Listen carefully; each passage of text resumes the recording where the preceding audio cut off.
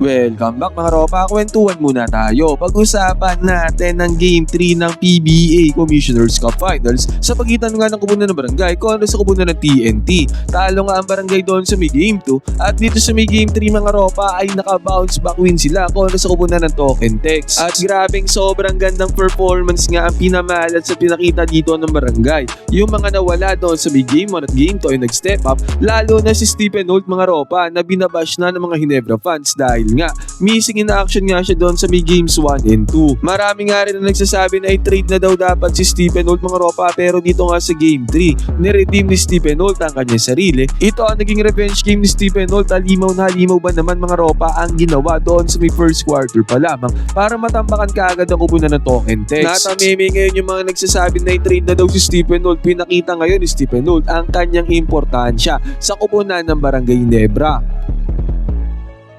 At syempre napakagagandang performances din ang ginawa dito ng Kubunan ng Barangay. Yung ibang mga players sila mga ropa ay talagang nag-step up din para makuha ang game 3 na to mga ropa, itong 5 total game 3 na to. Tumataginting na 41 points with 7 rebounds sa 7 assists ang ginawa ni JB32. Halimaw na performance. Marami nga din pala naging reklamo si Coach Chot Reyes sa officiating sa mga referees dito sa game na to mga ropa. Pero dito sa video na to, iisa-isa na teammate natin ang discarding ginamit ng Barangay at ni Coach Team Cone para ma-outplay ng Kubunan ng TNT dito sa may Game 3. Ito ang game analysis at breakdown. Barangay Ginebra vs Kubunan ng Token Tex, Tropang Giga Game 3. Simulan na natin to.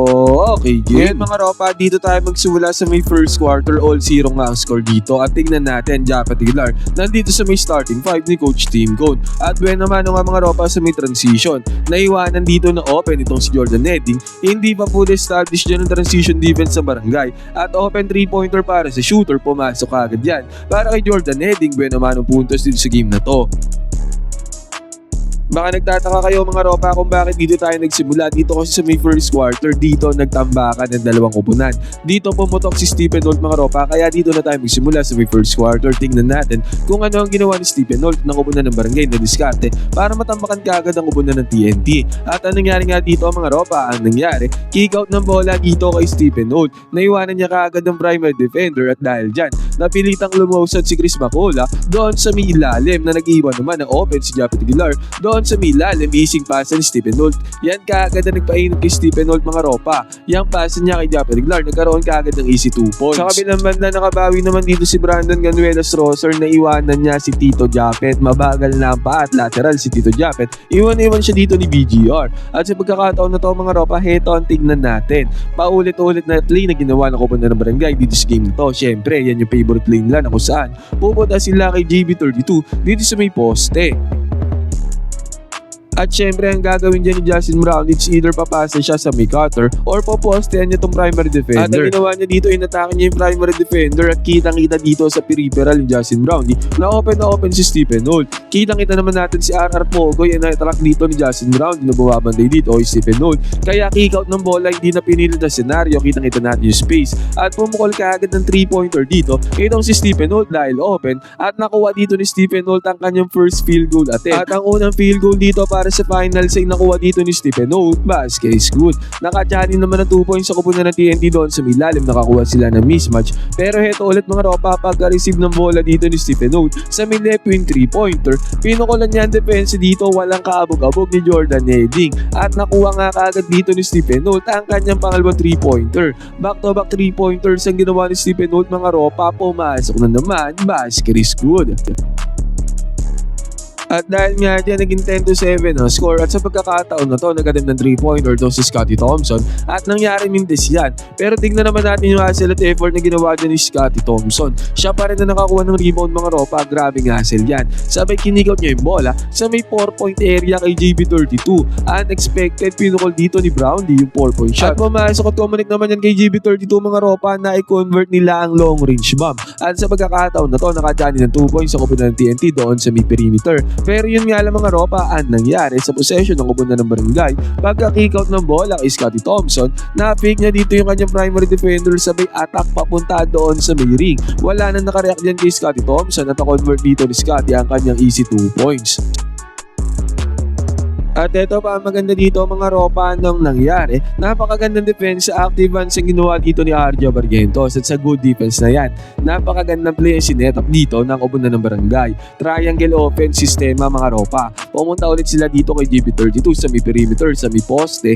Mid post yan mga ropa. At ang nangyari dito, Arjo Barrientos kita natin nag-set siya ng screen dito para kay Stephen Holt. Sabay pop dito ni Stephen Holt sa may top of the key 4-point area. Kita natin yung screen dito ni RJ na nakuha dito yung defense ni Jordan Heading. At lumusog din si Heading mga ropa pero huli na ang lahat dahil open na si Stephen Holt galing sa napakagandang play na ginawa ni GB32, RJ Barrientos at syempre Stephen Holt. Pumasok at na-convert na naman ni Stephen Holt dito ang long range bomb. Take note, first quarter pa lamang to pero dalawang 3-pointers at isang 4-point shot kaagad na na-convert dito ni Stephen Holt. At dahil nga dyan, 20-9 ang score mga ropa at ang bakol kaagad ng 11 points sa Koponan ng TNT. At after pa nga nito mga ropa, JB32 bumanat pa ng kanyang post move.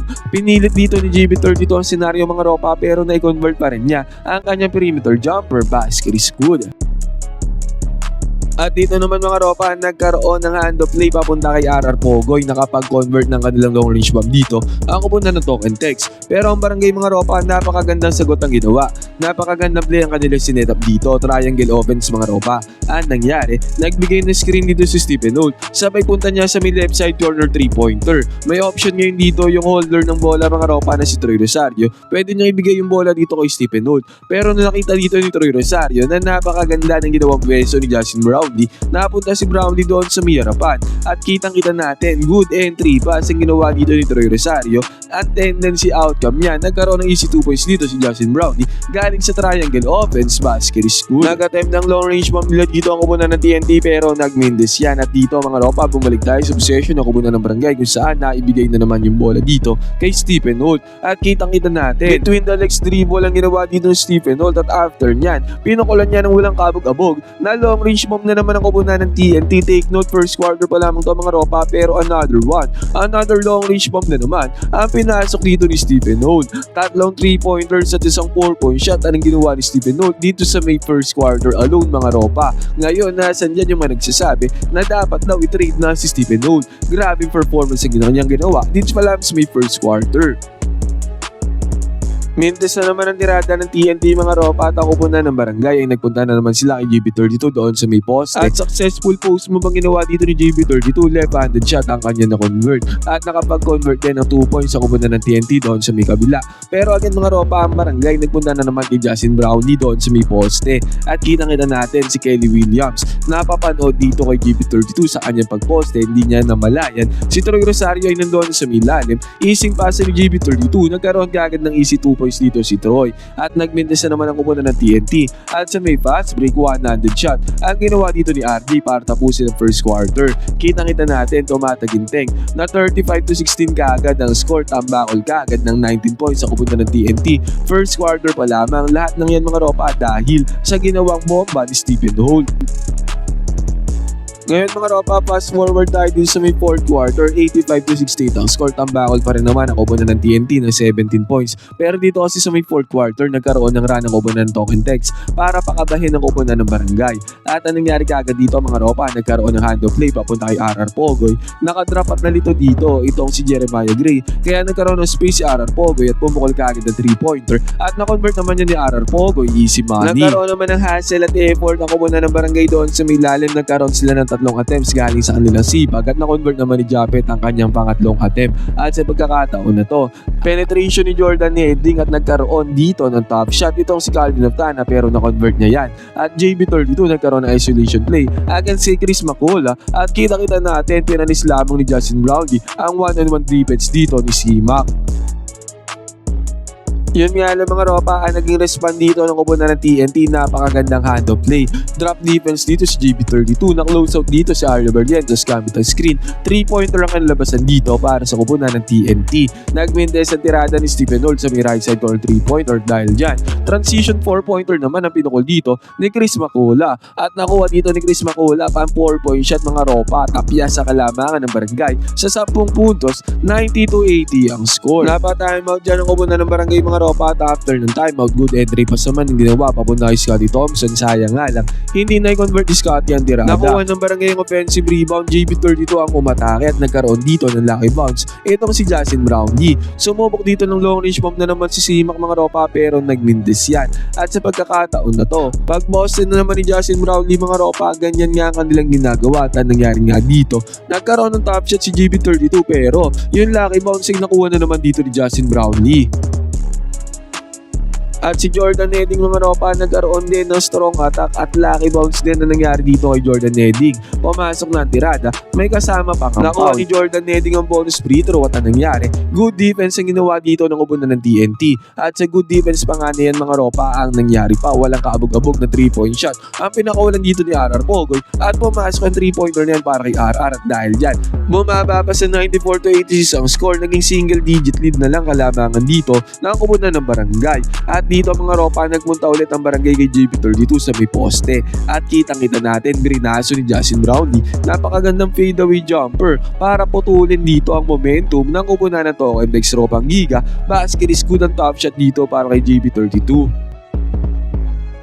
Pero grabe ang TNT never say die, sumanib yata sa kanilang moto ng barangay. Si Simak mga ropa, strong attack, pumasok na ang tirada. Nagkaroon pa nga ng foul, na-convert pa dito ni Simak ang bonus free throw. At dahil yan naging 96-89 na score mga ropa, baba sa 7 points ang kalamangan ng upunan ng barangay. Striking distance pa rin yan mga ropa. Pero yun nga lang, nung nahawakan dito ni RJ yung bola, paubos sa 24-second shot clock, bantay pa niya dito ang matangkad na si Simak. Pinokol dito ni RJ ang miracle 4-point shot. At ang malapit dito mga ropa ay na-convert dito ni RJ ang miracle 4-point shot kahit na ang taas ng bantay niya. Pumasok ang tiradang sobrang clutch dito ni RJ. Basag talaga ang momentum ng upunan ng TNT. Lumobo ulit sa 9 points sa kalamangan ng barangay. Napa-timeout dyan ang upunan ng TNT. At after nito mga ropa, RJ na naman nagmamando ng bola. Ang gandang cut ni JB32 doon sa ilalim. Entry pass mga ropa, easy 2 points na na-convert dyan ng upunan ng barangay. Nasumubok dito ng long range bomb ang upunan ng TNT. Yun nga lang, mindes na ang kanilang tirada. At sa pagkakataon na to mga ropa, na naibigay ulit yung bola kay RJ, relocation niya dito sa may top of the key. Pumasok na naman ang tirada, ang sobrang clutch dito kay RJ para hindi na talaga tuluyan makahabol ang kupunan ng TNT. Sumubok ulit bumawi dyan ng TNT pero mintis na mga ropa. At sa pagkakataon na to, basic na panta papunta kay Scottie mga ropa para butasin na ang depensa ng kupunan ng TNT. Perimeter jumper, pumasok para kay Scottie. Tumirada pa nga ng 4-point shot dito. Itong si RR Pogoy at nakuha pa yan ni RR. Pero sa pagkakataon na to mga ropa, ang nangyari, 4-point attempt na naman ang pinukol dito ni RR pero nagmindes na yan. At sa pagkakataon na to, nagkaroon pa nga ng kick out kay Stephen Holt sa may left side. Pumasok ang tirada dito ni Stephen Holt para maunin na talaga sa pansitan ng kupunan ng TNT. Miracle shot by RR Pogoy pero nagmindes yan at nag-open na pangato sa fast break ni Troy Rosario. Slam na ang ginawa dito ni Troy para tapusin ang game. At eventually nga mga ropa, 116-102 natapos ang game 3. Naka-bounce back dito ang kupunan ng barangay. Great win para sa kanila mga ropa, pivotal win. Ngayon mga ropa, tatanungin ko na kaagad kayo, sino sa tingin nyo ang makakakuha ng paparating na game 4, barangay ba o kupunan ng TNT? Pwede kayo mag-comment nyo sa opinion mga ropa, magkwentuhan tayo.